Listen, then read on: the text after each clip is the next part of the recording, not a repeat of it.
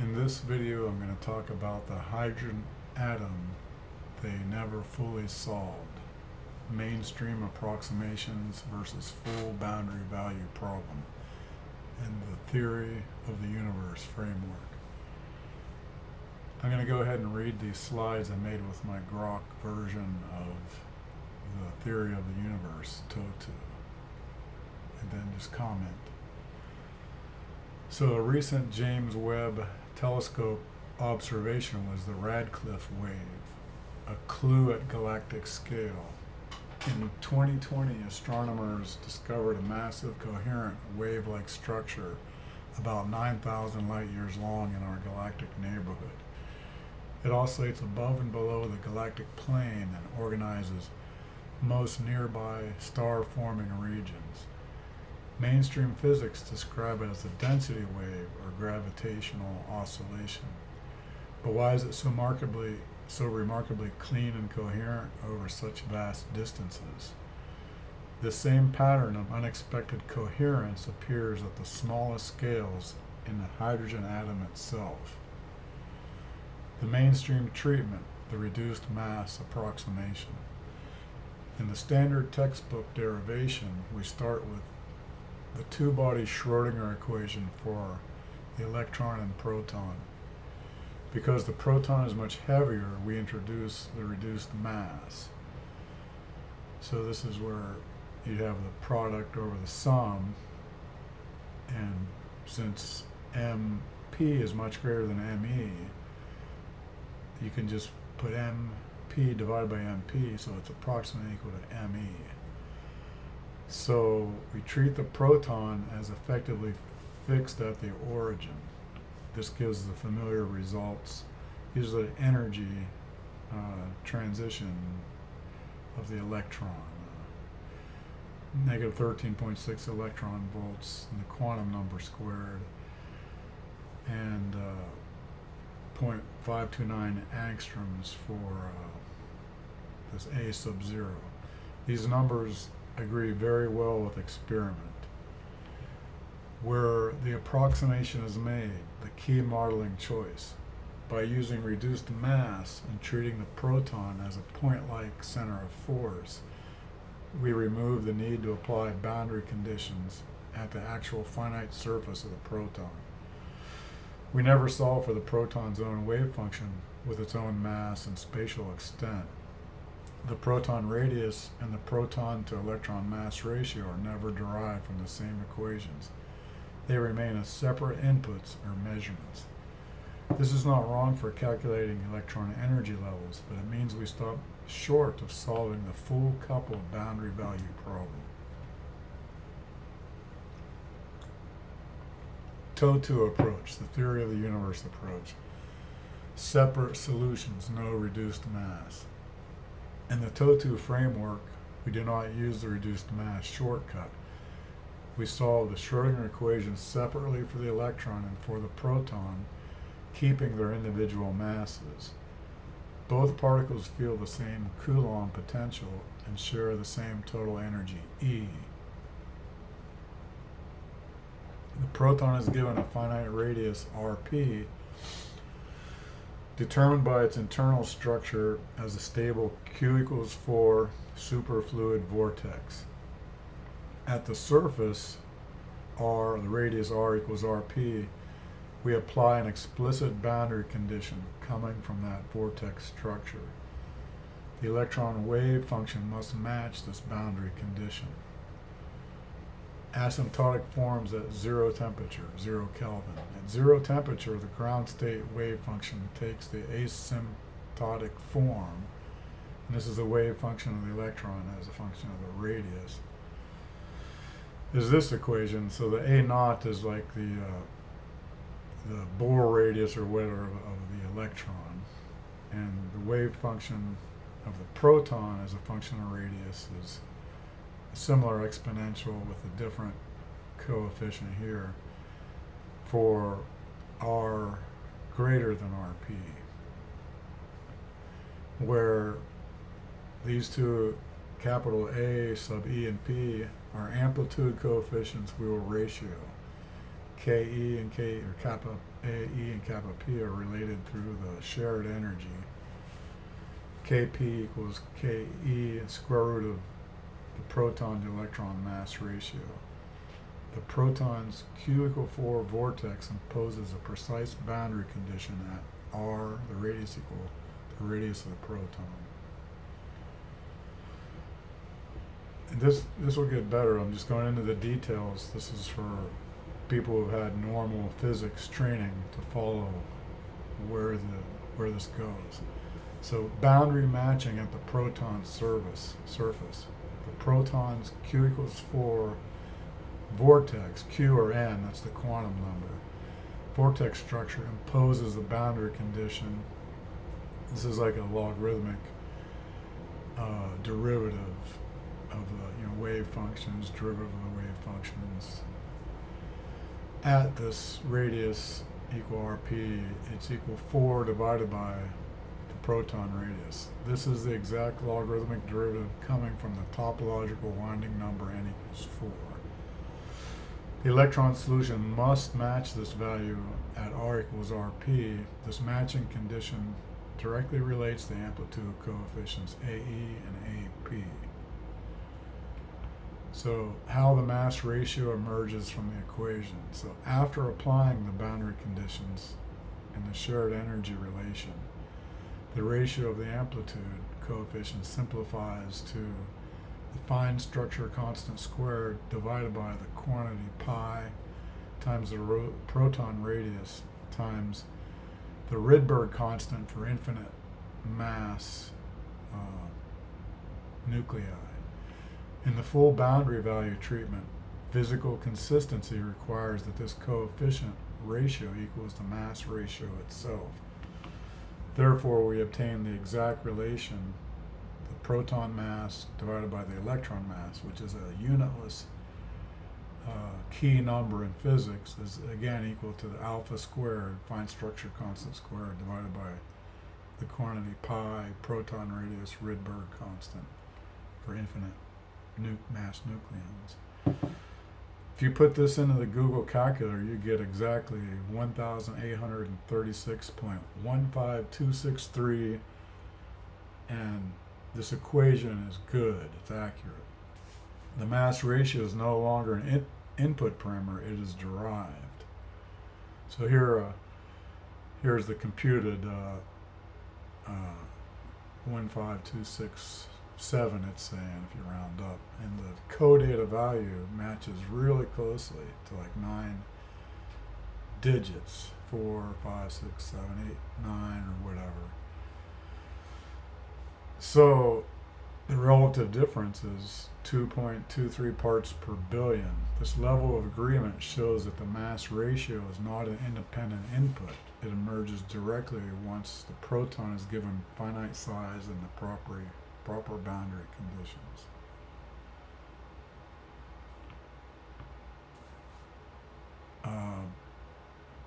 The TOE2 derivation of the Higgs mass, I'm throwing this in there for more validation. So once we model the proton as a stable Q equals 4 superfluid vortex, and by the way, this is how you can solve for the proton radius as well. We've done that in many blog posts. We can excite the same vortex to a higher winding number at a fixed radius using the circular quantized superfluid equation with the mass set to the proton mass and the velocity approximately equal to the speed of light. This quantized energy equation as a function of n is n over 4 times the proton mass times the speed of light squared.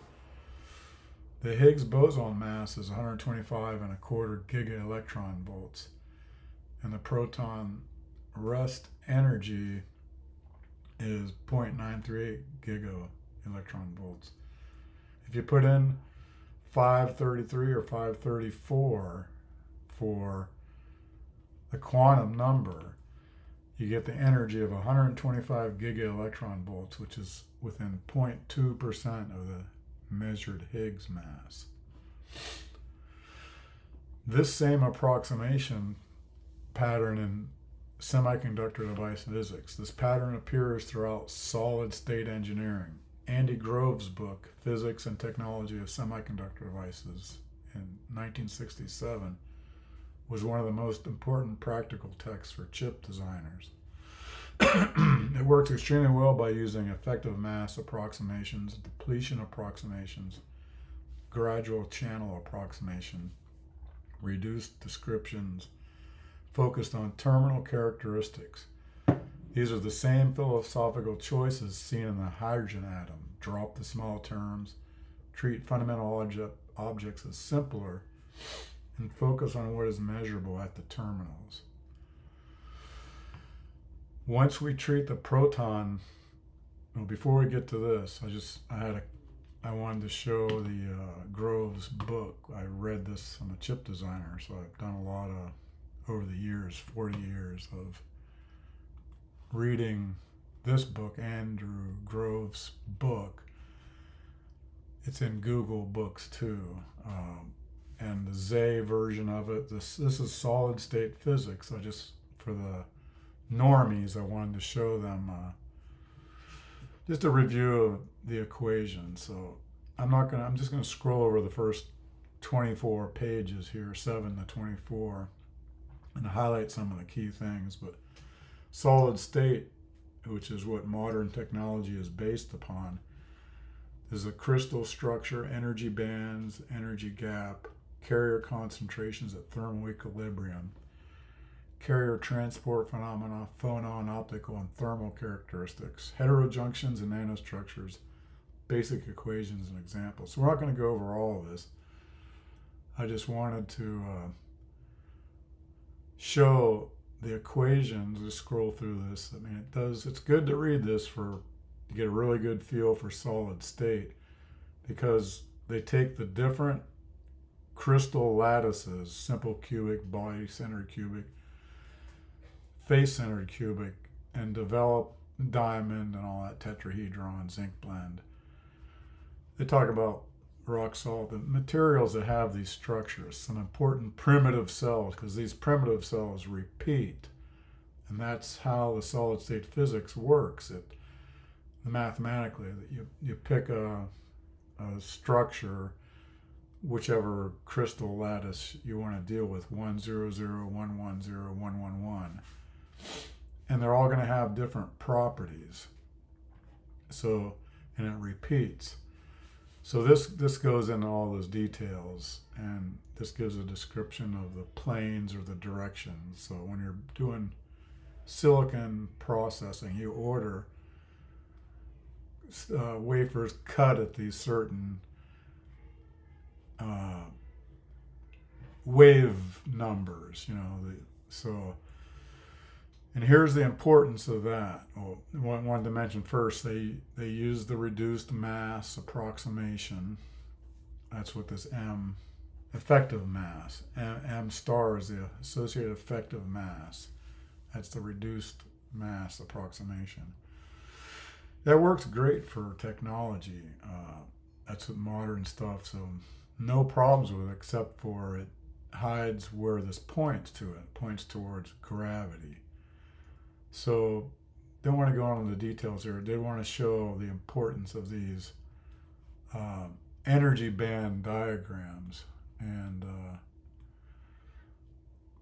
for example, here's silicon. It's an indirect energy gap, meaning it has some momentum shift in the wave vector, and then energy shift if you want to go from, say, the conduction band down to the valence band. EC is the conduction band. EV is the valence band.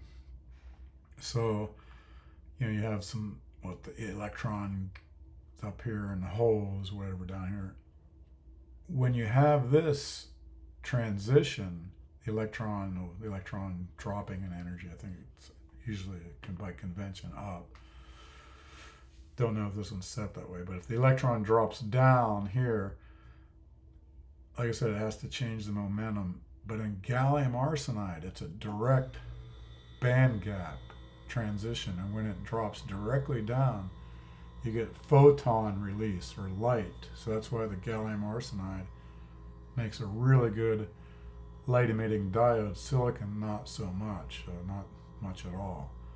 So that's why I wanted to show that. It's important to understand these band gaps, energy diagrams, and these reduced mass approximations allow the equations to be solved so the energy bands and energy gap can be calculated. And that's more details here doing silicon and gallium arsenide, and these cells repeat over and over.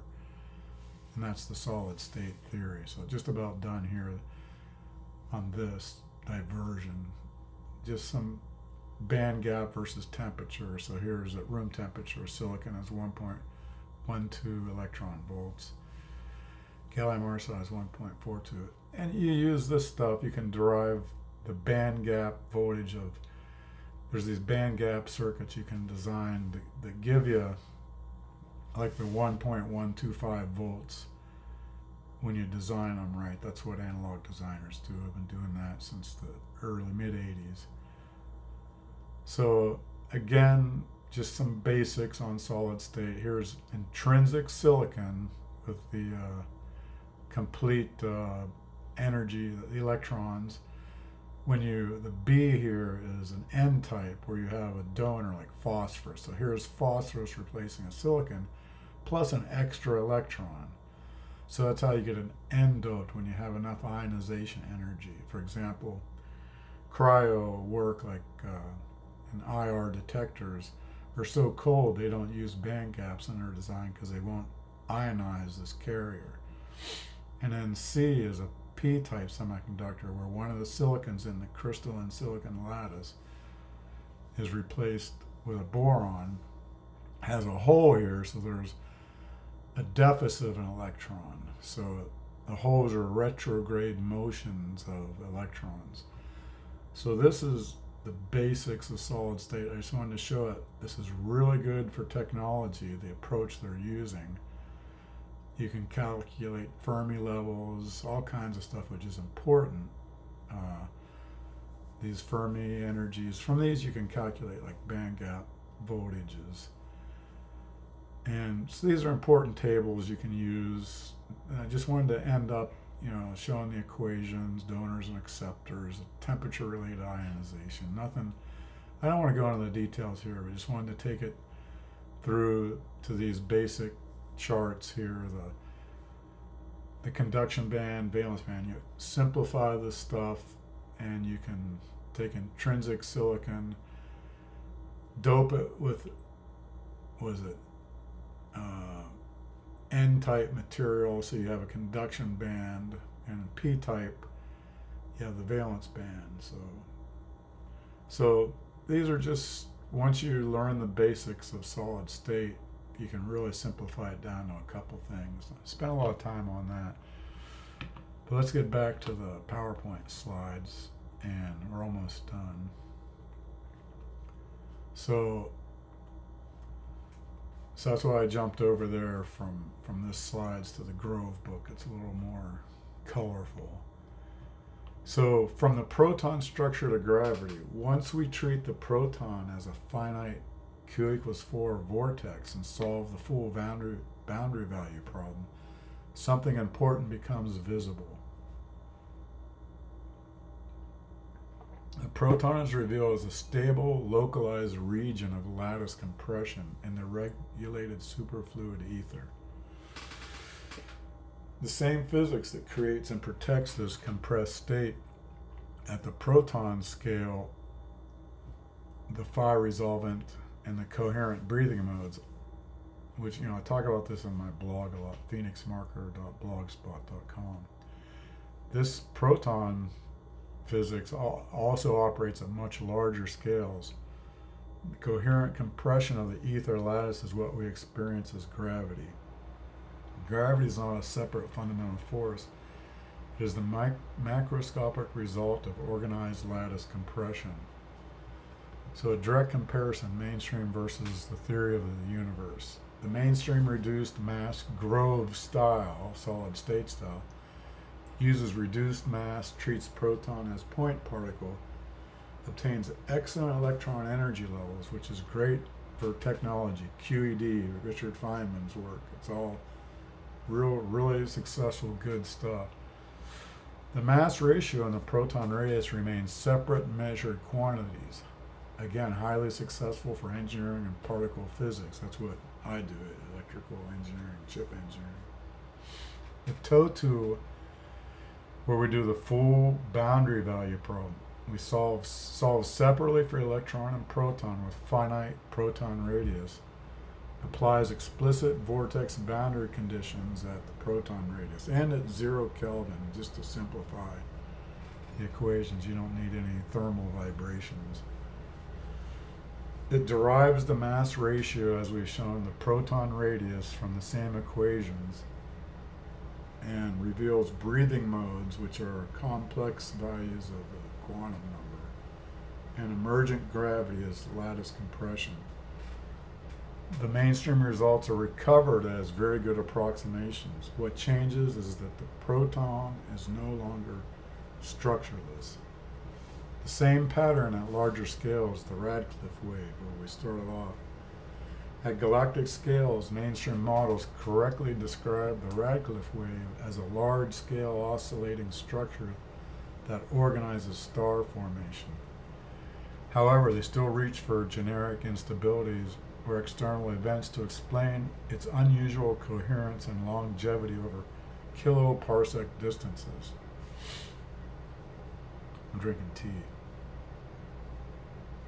Oolong tea. I like Chinese tea. In the TOE2 framework, the Radcliffe wave is a galactic scale breathing mode in the regulated superfluid ether lattice.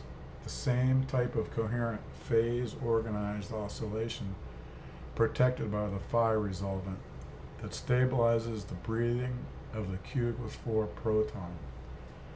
The mathematics is self-similar across vastly different scales. Closing. What becomes visible when we finish solving? The standard treatment of the hydrogen atom is extremely successful for what it was designed to calculate. Just like Grove mentions, this is approximations for engineering. What the reduced mass approximation does, however, is remove the need to solve the full coupled problem with a proton that has real size and internal structure.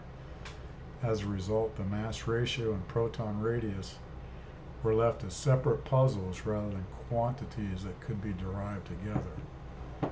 When we solve the equations without that shortcut, both quantities emerge naturally from the same boundary conditions, and the same underlying mechanism points toward an understanding of gravity as coherent lattice compression. And that's why I'm doing this video. All along, even Harriman points and Dan Winter points to, this leads to an understanding of gravity. I'm trying to show how. And you have to do the work to see it. So that's the end of that slideshow. I just have a couple more things I wanted to show from the web. I did all this in Grok. I was going to go from these slides because the equations look better. I'll just do a quick scan of the equations so you can see they look better in Grok. And this is well known, this mass of the proton over 4 quantized matches almost all of these particles of zoo. Almost all of them. You've got to make a table, you can see it. I'm still working on this proof of why 4 is the energy minimum. That takes a big simulation of Hopfians and however you say that. So the other thing I wanted to show is this Radcliffe animation, which is really interesting. This is parsecs. This is an animation showing the movement of the Radcliffe wave. The yellow dot represents the sun. So there's the yellow dot. And anyways, this is from the James Webb. These are an animation, but the data is from I think it's the James Webb Space Telescope. One of the telescopes, which one? But anyways,